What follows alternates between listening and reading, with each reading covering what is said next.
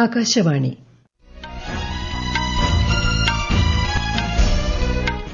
നമസ്കാരം. വാർത്തകൾ വായിക്കുന്നത് ബിന്ദു.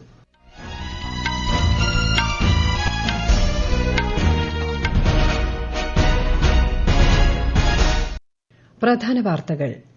ഭരണഘടന രാജ്യത്തെ പൌരന്മാർക്കായി വിഭാവനം ചെയ്ത ആശയങ്ങൾ നിറവേറ്റുന്നതിനുള്ള മികച്ച ചുവടുവയ്പ്പാണ് പുതിയ ക്രിമിനൽ നിയമങ്ങളെന്ന് പ്രധാനമന്ത്രി നരേന്ദ്രമോദി. രാജ്യത്തെ എണ്ണപ്പാടങ്ങളുടെ പ്രവർത്തനങ്ങൾ സംബന്ധിച്ച ഭേദഗതി ബിൽ രാജ്യസഭ പാസാക്കി. ബാങ്കിംഗ് നിയമ ഭേദഗതി ബിൽ ലോക്സഭ ചർച്ച ചെയ്തു. പാർലമെന്റിൽ ഇന്നും പ്രതിപക്ഷ ബഹളം. ദിവ്യാംഗരുടെ ശാക്തീകരണത്തിനുള്ള ദേശീയ പുരസ്കാരങ്ങൾ രാഷ്ട്രപതി ദ്രൌപദി മുർമു ഡൽഹിയിൽ വിതരണം ചെയ്തു. സംസ്ഥാനത്ത് നിയമസഭാ ഉപതെരഞ്ഞെടുപ്പിൽ വിജയിച്ച UR പ്രദീപ്, രാഹുൽ മാങ്കൂട്ടത്തിൽ എന്നിവരുടെ സത്യപ്രതിജ്ഞ നാളെ. സംസ്ഥാനത്ത് ശക്തമായ മഴ തുടരുന്നു. കണ്ണൂർ, കാസർഗോഡ് ജില്ലകളിൽ ഓറഞ്ച് ജാഗ്രത. സയ്യിദ് മുഷ്താഖ് അലി ട്രോഫി ക്രിക്കറ്റ് ടൂർണമെന്റിൽ കേരളത്തെ പരാജയപ്പെടുത്തി ആന്ധ്രാപ്രദേശ്. വാർത്തകൾ വിശദമായി. രാജ്യത്ത് പുതുതായി നടപ്പാക്കിയ ക്രിമിനൽ നിയമങ്ങൾ ഇന്ത്യയെ കൊളോണിയൽ പാരമ്പര്യത്തിൽ നിന്ന് മോചിപ്പിക്കുമെന്ന് പ്രധാനമന്ത്രി നരേന്ദ്രമോദി. രാജ്യത്ത് പുതിയ ക്രിമിനൽ നിയമങ്ങൾ വിജയകരമായി നടപ്പാക്കിയതിന്റെ സമർപ്പണ ചടങ്ങിൽ സംസാരിക്കുകയായിരുന്നു അദ്ദേഹം. പഴയ നിയമങ്ങൾ ബ്രിട്ടീഷുകാരുടെ അടിച്ചമർത്തലിനും ചൂഷണത്തിനുമുള്ള മാർഗമായിരുന്നുവെന്നും പ്രധാനമന്ത്രി ചണ്ഡിഗഡിൽ പറഞ്ഞു. इन कानूनों की सोच और मकसद यही था कि भारतीयों को दंड दिया जाए, गुलाम रखा जाए। और दुर्भाग्य देखिए, आजादी के बाद दशकों तक हमारे कानून उसी दंड संहिता और पिनल माइंडसेट के इर्द गिर्द ही घूमते रहे, मंडराते रहे. ഭരണഘടന രാജ്യത്തെ പൌരന്മാർക്കായി വിഭാവനം ചെയ്ത ആശയങ്ങൾ നിറവേറ്റുന്നതിനുള്ള മികച്ച ചുവടുവയ്പ്പാണ് പുതിയ ക്രിമിനൽ നിയമങ്ങളെന്നും പ്രധാനമന്ത്രി പറഞ്ഞു. പുതിയ നിയമങ്ങൾ നിയമശാസ്ത്രത്തിന്റെ ആധുനിക വെല്ലുവിളികളെ സുഗമമാക്കുമെന്നും ശ്രീ മോദി പറഞ്ഞു. എല്ലാവരുടെയും സഹകരണത്തോടെ നിർമ്മിച്ച ഭാരതത്തിന്റെ ഈ ന്യായ സംഹിത നാഴികക്കല്ലായി മാറുമെന്നും ശ്രീ നരേന്ദ്രമോദി പറഞ്ഞു. हमारी न्याय संहिता of the people, by the people, for the people की उस भावना को सशक्त कर रही है जो लोकतंत्र का आधार होती है. പുതിയ ക്രിമിനൽ നിയമങ്ങൾ വിജയകരമായി നടപ്പാക്കിയതിന് പഞ്ചാബ്, ഹരിയാന ഹൈക്കോടതിയിലെ അഭിഭാഷകർക്കും ചണ്ഡിഗഡ് ബാർ അസോസിയേഷൻ അംഗങ്ങൾക്കും പ്രധാനമന്ത്രി നന്ദി പറഞ്ഞു. 3 വർഷത്തിനകം പുതിയ 3 ക്രിമിനൽ നിയമങ്ങൾ രാജ്യത്തുടനീളം നടപ്പാക്കുമെന്ന് ചടങ്ങിൽ സംസാരിച്ച കേന്ദ്രമന്ത്രി അമിത്ഷാ പറഞ്ഞു. ജനങ്ങൾക്ക് നീതി ലഭ്യമാക്കാൻ ഇന്ത്യൻ പാർലമെന്റിൽ ഇന്ത്യക്കാർ രൂപകൽപ്പന ചെയ്തിട്ടുള്ള നിയമങ്ങളാണിതെന്നും ശ്രീ ഷാ പറഞ്ഞു. ഇന്ത്യൻ ശിക്ഷാ നിയമം IPC, ക്രിമിനൽ നടപടിച്ചട്ടം CRPC, തെളിവ് നിയമം എന്നിവയ്ക്ക് പകരമാണ് ഭാരതീയ ന്യായ സംഹിത BNS, ഭാരതീയ നാഗരിക് സുരക്ഷാ സംഹിത BNSS, ഭാരതീയ സാക്ഷ്യ അധിനിയം എന്നിവ ജൂലൈ 1 നിലവിൽ വന്നത്. 5 ദിവസത്തെ ഒഡീഷ സന്ദർശനത്തിനായി രാഷ്ട്രപതി ദ്രൌപദി മുർമു ഭുവനേശ്വറിലെത്തി. ഒഡീഷ ഗവർണർ രഘുബർ ദാസ്, മുഖ്യമന്ത്രി മോഹൻ ചരൺ മാജി, മറ്റ് മുതിർന്ന പ്രമുഖർ എന്നിവർ ബിജു പട്നായിക് അന്താരാഷ്ട്ര വിമാനത്താവളത്തിൽ രാഷ്ട്രപതിക്ക് ഊഷ്മളമായ സ്വീകരണം നൽകി. പ്രശസ്ത സന്താലി എഴുത്തുകാരനും വിദ്യാഭ്യാസ വിചക്ഷണനുമായ പണ്ഡിറ്റ് രഘുനാഥ് മുർമുവിന്റെ പ്രതിമ രാഷ്ട്രപതി അനാച്ഛാദനം ചെയ്തു. ഭുവനേശ്വറിലെ ആദിം ഓവർ ജർപ്പ ജഹർ ശ്രീമതി മുർമു സന്ദർശിച്ചു. സംരംഭകത്വവും നൈപുണ്യവും പ്രോത്സാഹിപ്പിക്കുന്നത് ദിവ്യാംഗരുടെ നേതൃത്വപരമായ കഴിവുകൾ വർദ്ധിപ്പിക്കുമെന്ന് രാഷ്ട്രപതി ദ്രൌപദി മുർമു. അന്താരാഷ്ട്ര ദിവ്യാംഗ ദിനത്തോടനുബന്ധിച്ച് ദിവ്യാംഗരുടെ ശാക്തീകരണത്തിനുള്ള ദേശീയ പുരസ്കാരങ്ങൾ സമ്മാനിച്ച ശേഷം സംസാരിക്കുകയായിരുന്നു രാഷ്ട്രപതി. ദിവ്യാംഗർക്ക് തൊഴിൽ നൽകുക, അവരുടെ ഉൽപ്പന്നങ്ങൾ വാങ്ങുന്നതിൽ മുൻഗണന നൽകുക, വിപണന സൌകര്യങ്ങൾ നൽകുക എന്നിവയും ഇതിൽ പ്രധാനമാണ്. ഭിന്നശേഷിക്കാർക്ക് സാർവത്രിക പ്രവേശനം നൽകുന്നതിൽ സുഗമ്യ ഭാരത് അഭിയാന്റെ പങ്കിനെക്കുറിച്ചും രാഷ്ട്രപതി പരാമർശിച്ചു. ദിവ്യാംഗരെ ശാക്തീകരിക്കാൻ സർക്കാർ പ്രതിജ്ഞാബദ്ധമാണെന്ന് ചടങ്ങിൽ സംസാരിച്ച സാമൂഹികനീതി ശാക്തീകരണ മന്ത്രി ഡോക്ടർ വീരേന്ദ്രകുമാർ പറഞ്ഞു. ഭിന്നശേഷിക്കാരുടെ നേതൃപാടവം സമഗ്രവും സുസ്ഥിരവുമായ ഭാവിക്കായി വികസിപ്പിച്ചെടുക്കൽ എന്നതാണ് ഈ വർഷത്തെ അന്താരാഷ്ട്ര ദിവ്യാംഗ ദിനത്തിന്റെ പ്രമേയം. ദിവ്യാംഗർക്ക് പ്രാപ്യത, തുല്യത, അവസരങ്ങൾ എന്നിവ ഉറപ്പുവരുത്താൻ സർക്കാർ പ്രതിജ്ഞാബദ്ധമാണെന്ന് പ്രധാനമന്ത്രി നരേന്ദ്രമോദി. 2016 ഭിന്നശേഷിക്കാരുടെ അവകാശ നിയമം ദിവ്യാംഗരെ ശക്തിപ്പെടുത്താനുള്ള സർക്കാരിന്റെ നിശ്ചയത്തിന്റെ പ്രതീകമാണെന്നും സുഗമ്യ ഭാരത് അഭിയാന്റെ 9ാം വാർഷികവുമായി ബന്ധപ്പെട്ട് സമൂഹമാധ്യമ പോസ്റ്റിൽ പ്രധാനമന്ത്രി പറഞ്ഞു. രാജ്യത്തെ എണ്ണപ്പാടങ്ങളുടെ പ്രവർത്തനങ്ങൾ സംബന്ധിച്ച് oil field regulation and development ഭേദഗതി ബിൽ രാജ്യസഭ പാസാക്കി. ബില്ലിന്റെ ചർച്ചകൾക്ക് കേന്ദ്രമന്ത്രി ഹർദീപ് സിംഗ് പുരി മറുപടി നൽകി. മിനറൽ ഓയിൽ എന്നതിന്റെ നിർവചനം വിപുലീകരിക്കുന്നത് ഉൾപ്പെടെയുള്ള ബിൽ വിഭാവനം ചെയ്യുന്നു. എണ്ണവാതക വ്യവസായ മേഖല സുഗമമാക്കാൻ ബിൽ സഹായിക്കുമെന്ന് കേന്ദ്രമന്ത്രി പറഞ്ഞു.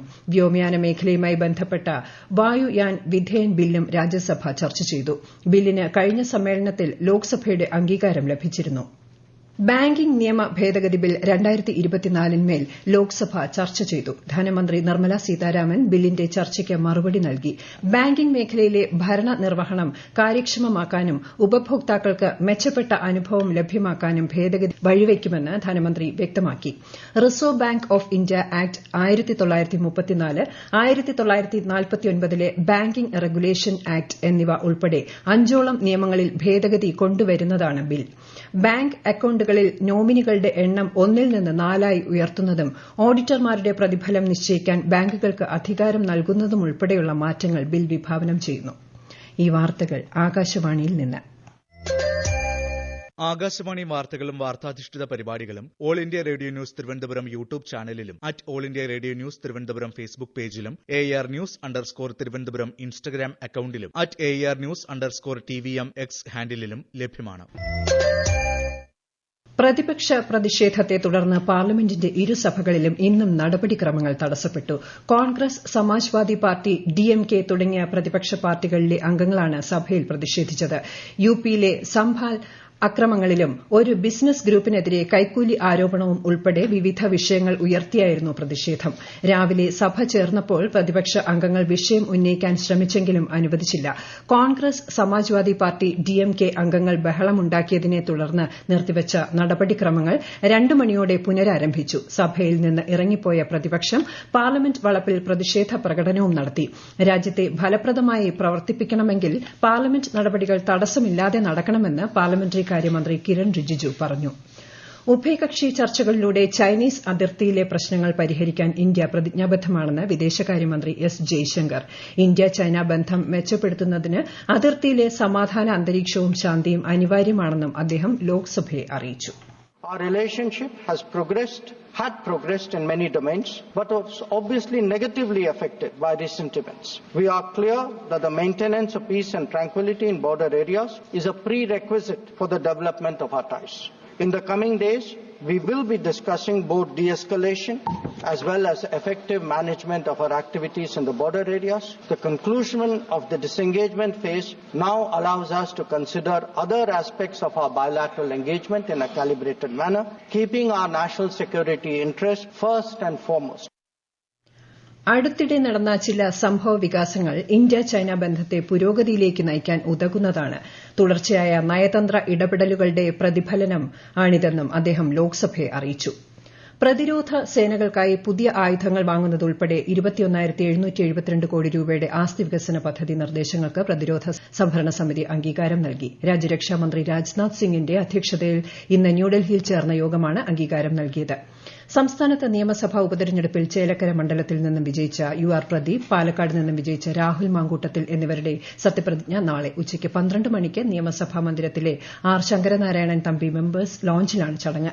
ആലപ്പുഴ ദേശീയപാതയിലെ അപകടത്തിൽ ജീവൻ പൊലിഞ്ഞ വിദ്യാർത്ഥികൾക്ക് നാടിന്റെ അന്ത്യാഞ്ജലി. മരിച്ച 5 വിദ്യാർത്ഥികളിൽ മുഹമ്മദ് ഇബ്രാഹിമിന്റെ സംസ്കാരം എറണാകുളം ടൌൺ ജുമാ മസ്ജിദിൽ നടന്നു. ശ്രീദീപിന്റെ മൃതദേഹം പാലക്കാട് ചന്ദ്രനഗർ ശ്മശാനത്തിൽ സംസ്കരിച്ചു.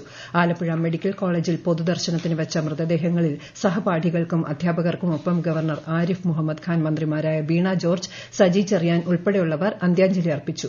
പരിക്കേറ്റ് ചികിത്സയിൽ കഴിയുന്ന 6 മെഡിക്കൽ വിദ്യാർത്ഥികളിൽ ഒരാളുടെ നില അതീവ ഗുരുതരമായി തുടരുന്നു. 3 പേരുടെ നില ഗുരുതരമാണ്. സംസ്ഥാനത്ത് ശക്തമായ മഴയ്ക്ക് സാധ്യതയെന്ന് കേന്ദ്ര കാലാവസ്ഥാ വകുപ്പ്. ഉത്തര കേരളത്തിലെ മിക്ക സ്ഥലങ്ങളിലും മഴ തുടരുകയാണ്. കണ്ണൂർ, കാസർഗോഡ് ജില്ലകളിൽ ഓറഞ്ച് ജാഗ്രത പ്രഖ്യാപിച്ചിട്ടുണ്ട്. സയ്യിദ് മുഷ്താഖ് അലി ട്രോഫി ക്രിക്കറ്റ് ടൂർണമെന്റിൽ ആന്ധ്രാപ്രദേശിനെതിരെ കേരളം 6 വിക്കറ്റിന് പരാജയപ്പെട്ടു. ഹൈദരാബാദിൽ നടന്ന മത്സരത്തിൽ ടോസ് നഷ്ടപ്പെട്ട് ആദ്യം ബാറ്റിംഗിനിറങ്ങിയ കേരളം 18.1 ഓവറിൽ 87 റൺസിന് പുറത്തായി. പ്രധാന വാർത്തകൾ വീണ്ടും. ഭരണഘടന രാജ്യത്തെ പൌരന്മാർക്കായി വിഭാവനം ചെയ്ത ആശയങ്ങൾ നിറവേറ്റുന്നതിനുള്ള മികച്ച ചുവടുവയ്പ്പാണ് പുതിയ ക്രിമിനൽ നിയമങ്ങളെന്ന് പ്രധാനമന്ത്രി നരേന്ദ്രമോദി. രാജ്യത്തെ എണ്ണപ്പാടങ്ങളുടെ പ്രവർത്തനങ്ങൾ സംബന്ധിച്ച ഭേദഗതി ബിൽ രാജ്യസഭ പാസാക്കി. ബാങ്കിംഗ് നിയമ ഭേദഗതി ബിൽ ലോക്സഭ ചർച്ച ചെയ്തു. പാർലമെന്റിൽ ഇന്നും പ്രതിപക്ഷ ബഹളം.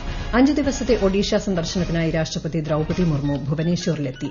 സംസ്ഥാനത്ത് നിയമസഭാ ഉപതെരഞ്ഞെടുപ്പിൽ വിജയിച്ച UR പ്രദീപ്, രാഹുൽ മാങ്കൂട്ടത്തിൽ എന്നിവരുടെ സത്യപ്രതിജ്ഞ നാളെ. സംസ്ഥാനത്ത് ശക്തമായ മഴ തുടരുന്നു. കണ്ണൂർ, കാസർഗോഡ് ജില്ലകളിൽ ഓറഞ്ച് ജാഗ്രത. സയ്യിദ് മുഷ്താഖ് അലി ട്രോഫി ക്രിക്കറ്റ് ടൂർണമെന്റിൽ കേരളത്തെ പരാജയപ്പെടുത്തി ആന്ധ്രാപ്രദേശ്. വാർത്തകൾ കഴിഞ്ഞു.